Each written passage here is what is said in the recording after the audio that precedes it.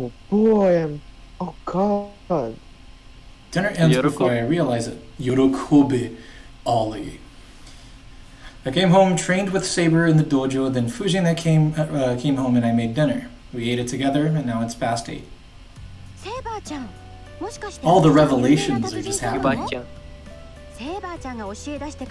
I'm telling you, man, like, second half of UBW, shit starts going on. Like, crazy shit happens. Wait, we are already at the second half? Second half. I think it's the 8th day. Right? Let me check. We are at the beginning. 8th day, yeah. I was like, we were only going to see you Heaven's Feel when my grandchildren are born. But I know, right? This feels closer. Damn. The problem with Heaven's Feel isn't getting to it, it's getting past it. Because it's very long and it's very difficult. So, since now we know that the game has got hard, right? We've passed the step into horror Nasuverse zone. We're gonna have a tougher time getting things done, especially in Heaven's Feel. There's a lot of variables and gates that we have to keep track of. So that's why I built the secret calculator. But the secret calculator. We're drinking the after meal tea now. It's good that Fujine and Saber are getting along. I don't want to interrupt, so I'll quickly drink tea and rest my body that is tired from training with Saber. What the fuck?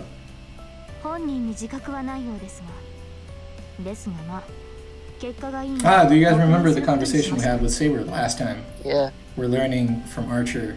I find it ironic that both of them have this understanding that we are the babysitters of Shirou, and they have this weird language of them. Yeah. Anyway.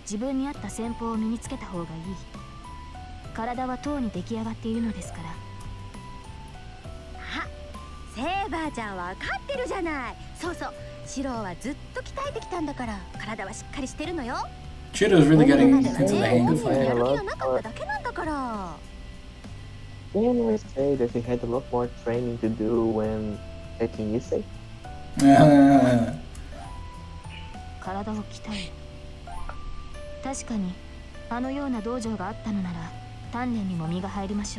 Ooh, that's high praise coming from Saber. She nods emotionally and takes a sip of tea. Then...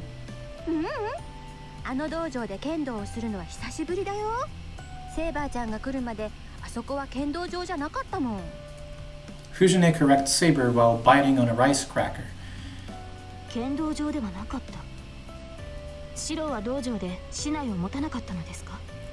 Saber looks at me with surprise.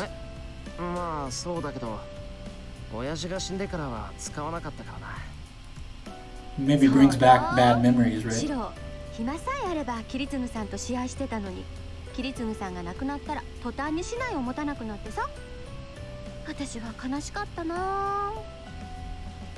Munch, munch.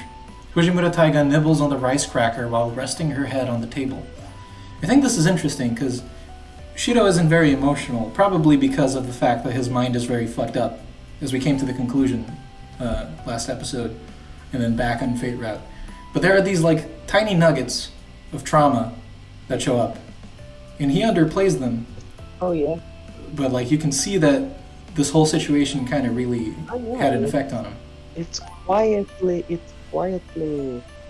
insinuated and reminded.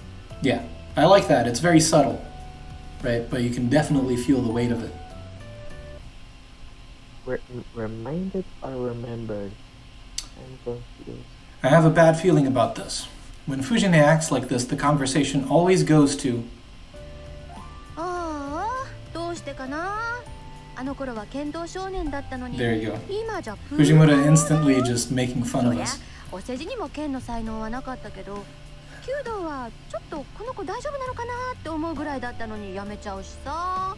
Well, the archery thing, we have a good excuse for it, to be fair. Right. I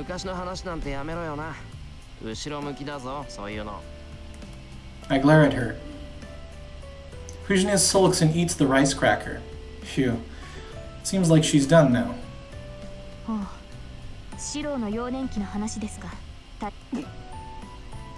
So why do you have to bring the conversation back up again, Saber? Because Saber is not. Can we please? Oh. Oh no, that's face. Oh no. Yeah. The morale of Fujimura Taiga's army goes up due to the reinforcements brought on by Saber. I guess I can't be helped. I don't want to interrupt, so I guess I'll drink tea silently. I'll carry out my original intention of resting my body. I can just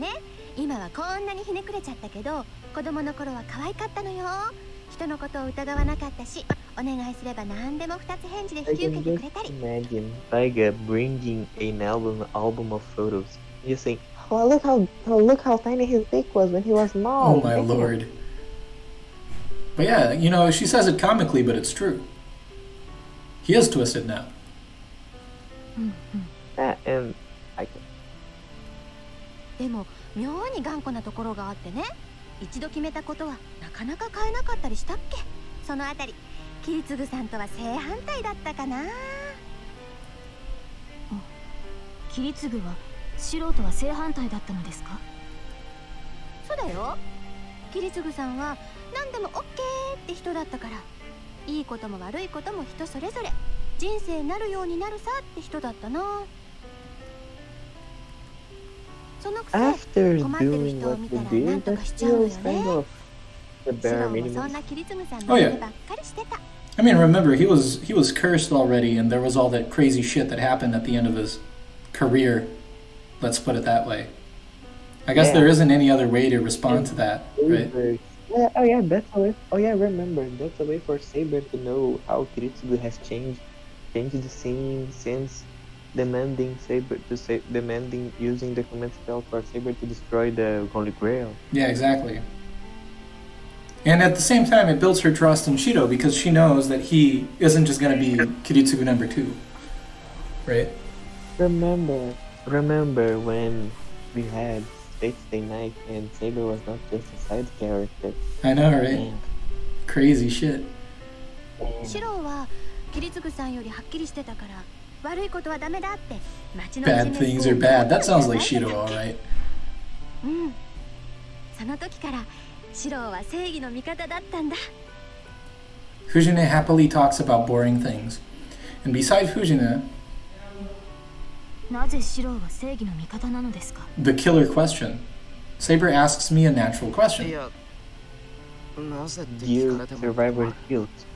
単に憧れてるからじゃないか。憧れている。 Well, you see, because of my trauma. Yeah. But he doesn't want to admit that. Right? To a certain degree. Now I'm thinking of it. That makes a interesting comparison between Shirou and Batman. Yeah, kind of. And Both who? of them are and Batman. Both of them are pretty much doing it out of their trauma still lingering. Yeah, but at the same time, there's this thing about Shirou looking for meaning in Kiritsugu.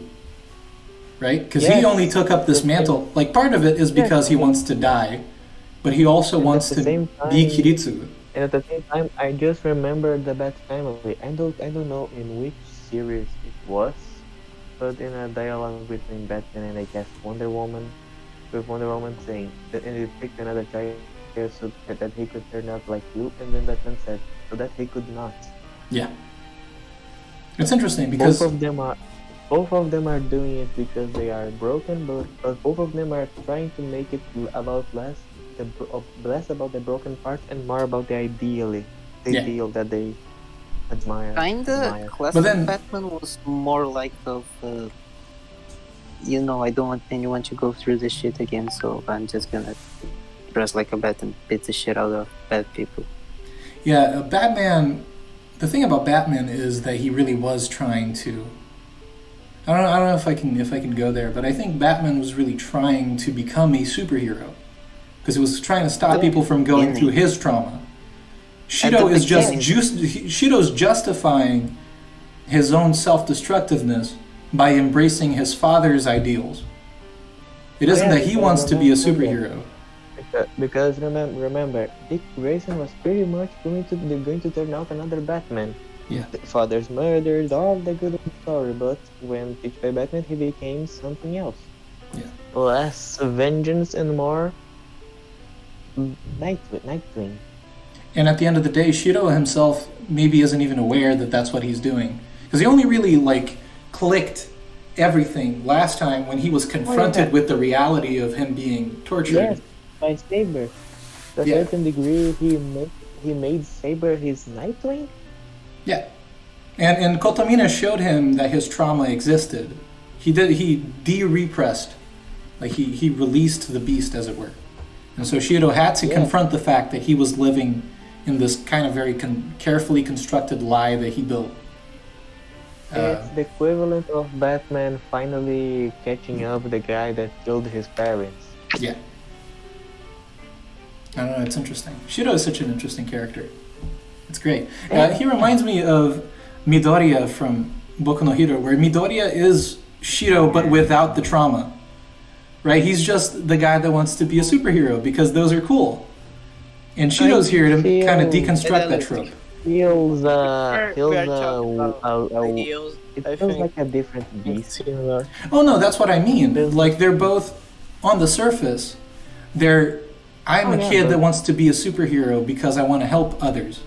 But Shirou is deconstructing that and showing that doesn't really happen. That's not really why he's doing it. And Midoriya is to a certain degree making it because he's kind of been his whole life the person that should get helped by the superheroes. Yeah. So it's a complete. We went to talk about DC and My Hero Academia, and when we're seeing a conversation between Taiga and Saber. I know, right? It's kind of weird.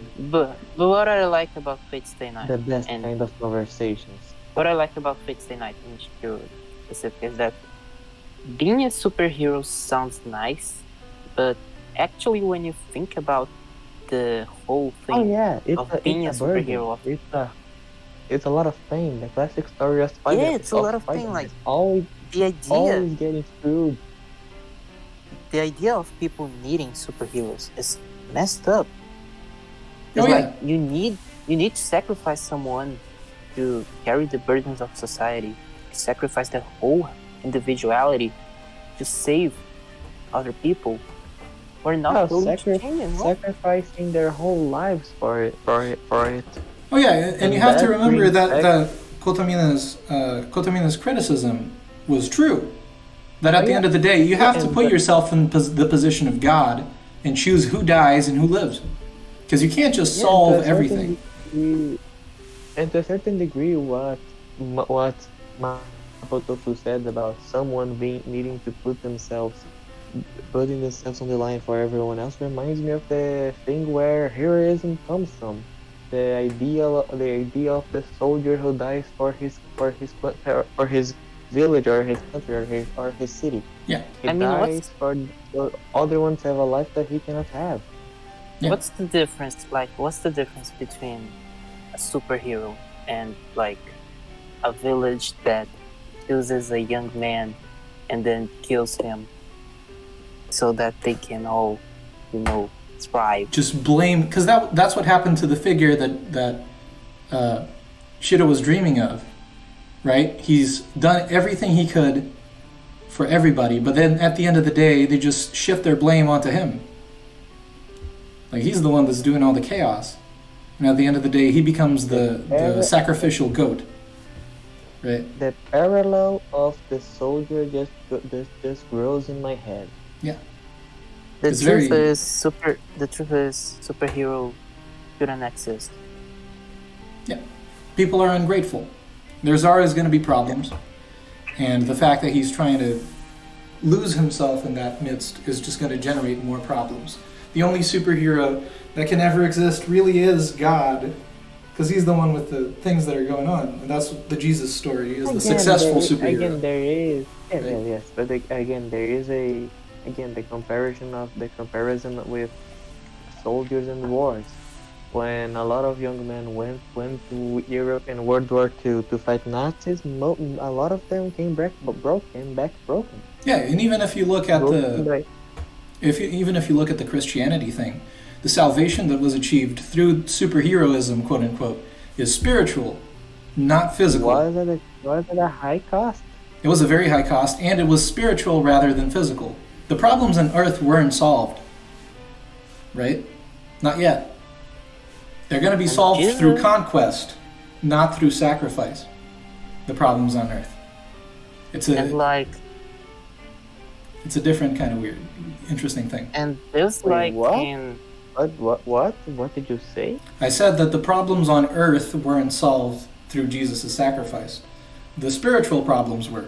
So people can get saved now, right? The sin of the world was, But then the problems on Earth are only going to get solved through conquest. In Revelation, conquest is going to solve the problems on Earth, not sacrifice. Yes, when at the same time the Nazis were only destroyed when they were conquered. Exactly. And these armies will only be defeated when they are conquered. So that's the interesting kind of religious parallel there, where it's a fundamentally mistaken idea that sacrifice that is equal rather than unequal can solve material problems. Because not even equal sacrifice can save spiritual problems, much less material. Mm-hmm. It's interesting. I don't know. I always thought that was kind of cool. Okay. How did we get here? That's a great question. The wonders of literature, guys. But don't worry, these games are just porn. If you look at Twitter and r/anime, everyone's talking about how this game is just porn. Don't worry about it. It's just porn. No philosophy at all. And just another thing, I really like the comparison of the god to fate, because fate is pretty much a world where God is actually bad. Yes, where it's God a machine. Doesn't really care. Where God is a machine. We've come to that. Not even two gods in fate, right? Not even truly a machine, more of a animal beast. It will feed, it will destroy for the sake of still being alive at the end of the day. Yeah. There is interaction. A machine versus just goes Gaia. in a direction, a machine just goes in a direction even if it means if it's going to break.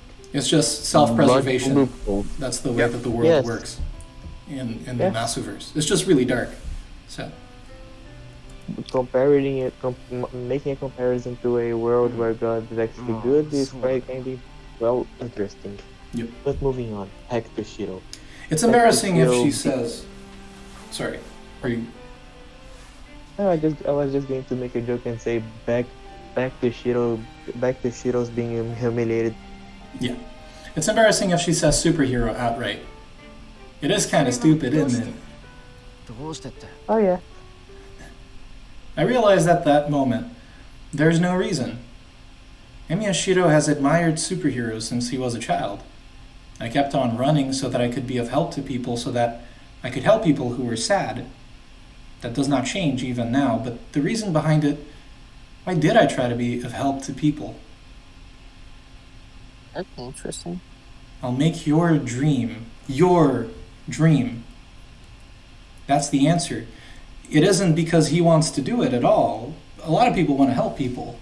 It's just his trauma is so fucked up. He feels like he owes it to Kiritsugu to make Kiritsugu happy because Kiritsugu saved him. It isn't out of compassion, it's out of duty. He feels like he has a debt. It's survivor's guilt. Yes. Yeah. Like Batman and his parents, again. That was the end of the person that meant everything to me. He died peacefully because of a simple statement I made. I wanted to protect that trust he had in me, even after he died, so that he would be able to rest in peace.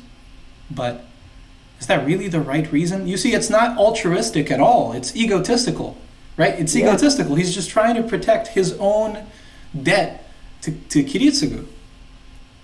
It's not real love for the neighbor.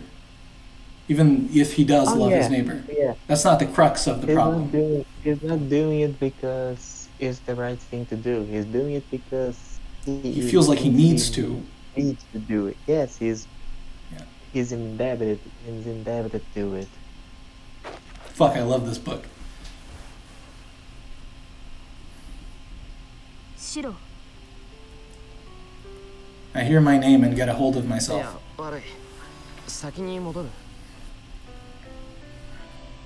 Driven by an unknown uneasiness, I get up. He just doesn't want to have to deal with it. Right? He just kind of represses the memory. I think it's interesting, like, can someone be good if good is, like, their duty? I don't know if I expressed it right. It's not them being good, then, right? Because good... I mean, it depends on your definition of good. But if you're doing it out of a sense of duty, it's not truly a moral act.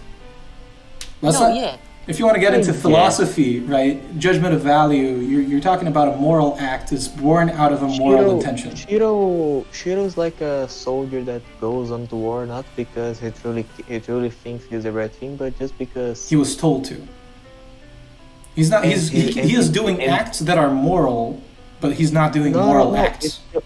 You know? No, it feels like he's like a soldier of a platoon that pretty much got the rest of the platoon decimated, and he does it because he feels he owes to the rest of them. Yes.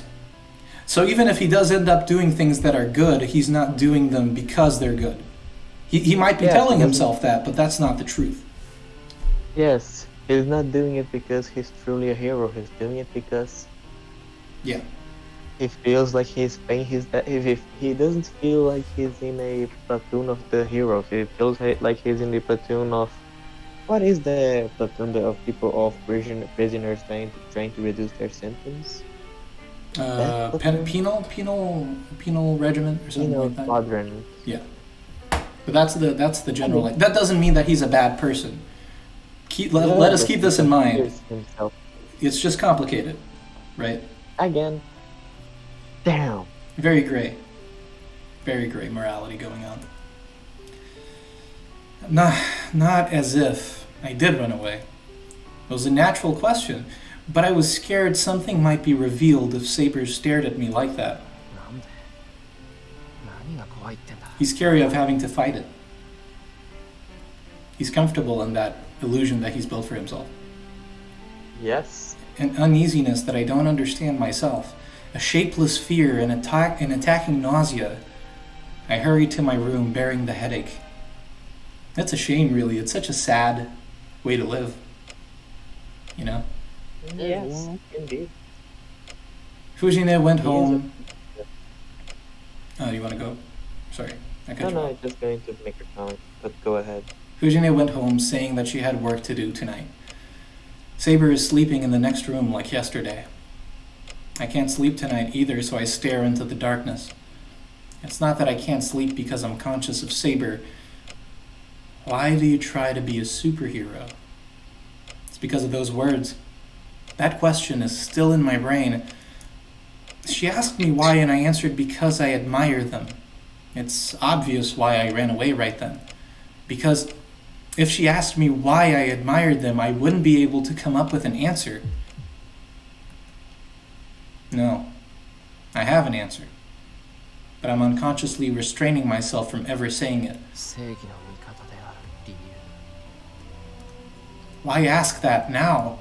I was just desperate to be like Kiritsugu when I was a child. I admired superheroes because there was an ideal I could not make come true. That should be the cause. The true form of the ideal I have, no, the ideal I've had since 10 years ago. I glared into the sky, thinking that if I could save someone, it would be a lie unless I could save everything. But which one is the lie? The ideal called a superhero that I've admired?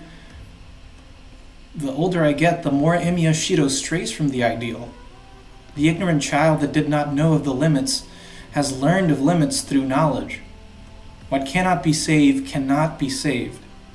A miracle is something too big for humans. But I believed I could be like Kiritsugu when I grew older. but all I obtained was the wisdom to conclude that an ideal is just an ideal. All I can do are remedial measures. Even though I've been attacked with the fact that it's meaningless, I've continued to do whatever I could, thinking that it's good enough if one person is saved by my actions. Even though my objective is to save as many lives as I can, I've lost a lot of things on the way. But I continued so that I wouldn't lose. Even if I'm battered by reality, I can keep standing if I don't accept the loss, even if I'm only bluffing, which is a Tosaka thing. Even if she's doing not the best thing, even if she's going through a weird, senseless path, if she's going out of her depth, she doesn't know what's going on, she's making mistakes, but she doesn't want to lose. Yes. Too stubborn to do that. Man versus self, you know? That ideal. The ideal not to hurt anyone is beautiful. I'll make your dream. Yes, I just thought that. If nobody was going to do it, I would inherit his dream myself. That's why I must become a superhero. I have to succeed Kiritsugu and protect what he admired. If I can create no victims, and if everyone can keep living peacefully, how good would it...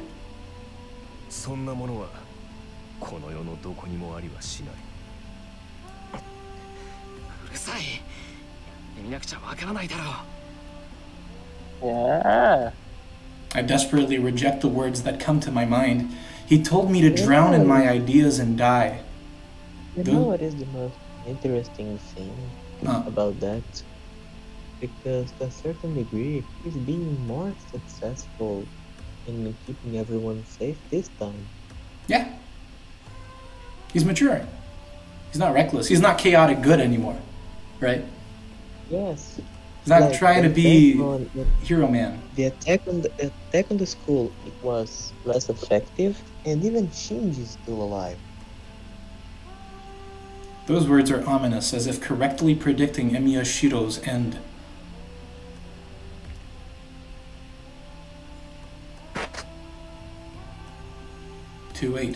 February 8th. Unlimited Blade Works 9. My dear Stray Dad. My dear. Maybe we should end right here. Stray Dad. Do you guys want to keep going, or do we stop? I think we should stop because this one is a long one, I think. I'm almost dying here for some reason. Yeah. I'll see.